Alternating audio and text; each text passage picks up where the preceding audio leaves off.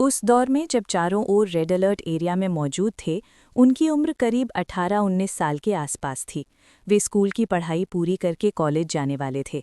उम्र के उस पड़ाव पर जहां इंसान की ज़िंदगी में कई नई चीज़ें जुड़ती हैं, रिश्तों की ज़रूरत महसूस होती है, लेकिन वहां किसी रिश्ते की कोई निजी हैसियत नहीं थी।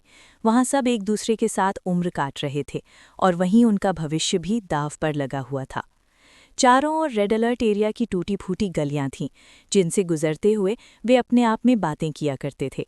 जब भी किसी तरफ कुछ ज्यादा हलचल होती तो वे वहीं रुक जाते, घंटों साथ बैठे रहते और फिर देर रात होने वाली बातचीत से उन्हें थोड़ा सा सुकून मिल जाता। गली के दोनों तरफ खड़े दरवाजों में झांकते हुए बिखरे हुए ख्वाब आंखों में लिए उम्र और शक्ल की औरतें खड़ी रहतीं। कुछ के कपड़े सफ़ेद, कुछ के स्याह, कोई बहुत खूबसूरत, कोई दरमियानी और कोई ऐसी भी जिसकी सूरत में उम्र की थकान साफ झलकती थी। गली में हर शक्ल और हर उम्र का दर्द गुजर रहा था। वहां से गुजरते हुए हर चीज गहरी हो जाती थी। तुम यहाँ क्यों आ रहे हो? चलते चलते उसने अचानक अपनी आंखें सामने वाले की तरफ झुकाते हुए कहा। उसने जवाब में कहा, तुम्हें पता नहीं, अब तो तुम ही मुझे खींच लाते हो। ये कहते हुए उसकी आवाज़ में ठहराव था। इन औरतों में मुझे कोई अजीब सा सुकून महसूस नहीं हो रहा, और वो सुकून सिर्फ उमामा से जुड़ा था। इसके बाद सन्नाटा छा गया।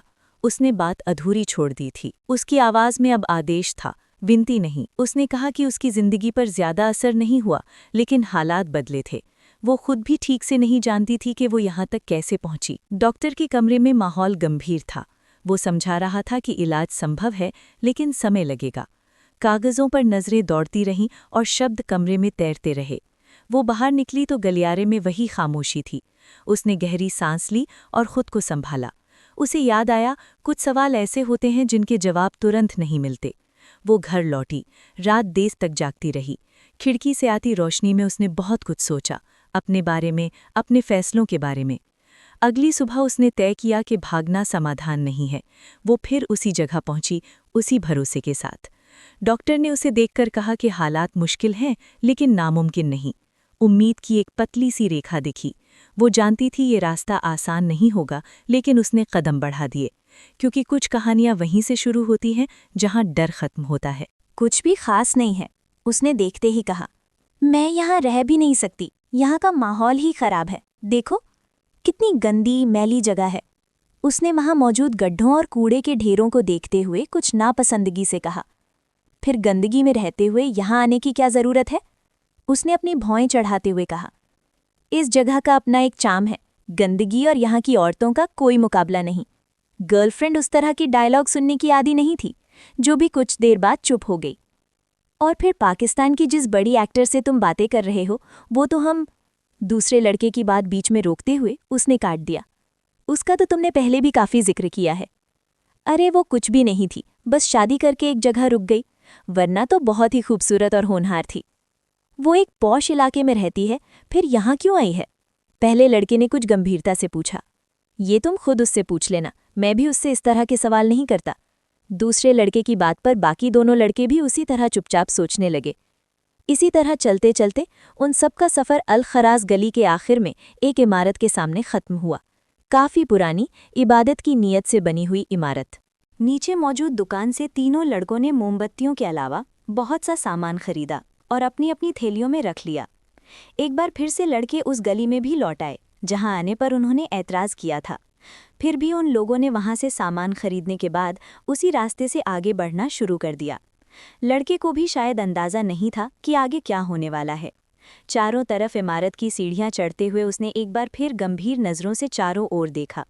यहाँ का माहौल अजीब था, एक अजीब सी खामोशी, लेकिन साथ ही बहुत साफ सुथरा और ख़ास हद तक सजा संवरा हुआ। गंदगी और बदबू जैसी कोई बात यहाँ मौजूद नहीं थी, और ये सब देखकर लड़के को हैरानी हो रही थी। तभी उसकी नज़र सामने खड़ी एक औरत पर पड़ी। उसकी तरफ देखते ही लड़के का दिल एक पल के लिए थम सा गया। उस औरत के चेहरे पर एक अजीब सी खूबसूरती और सुकून था। उसने दूसरे लड़के को कोहनी मारकर इशारा किया। वो औरत बेहद सादगी से खड़ी थी, बाल खुले हुए, आंखों में एक गहराई और चेहरे पर एक शांत मुस्कान। लड़के उसे घूरते ही रह गए। उनमें से किसी में भी आगे बढ़कर बात करने की हिम्मत नहीं हो रही थी। तभी वो औरत उनकी तरफ बढ़ी। उसकी चाल में आत्मविश्वास था, लेकिन कोई घमंड नहीं। उसने पास आकर कहा, आप लोग यहाँ क्यों आए हैं?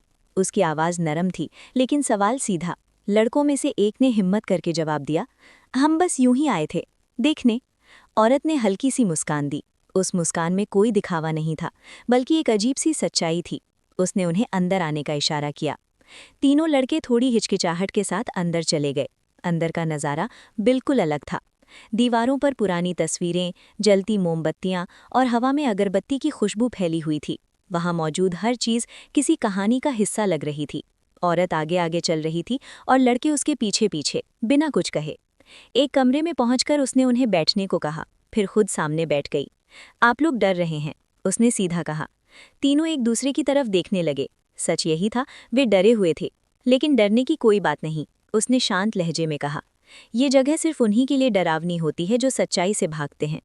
उसके शब्द कमरे में गूंजने लगे। तीनों को लग रहा था जैसे उनकी सोच पही जा रही हो।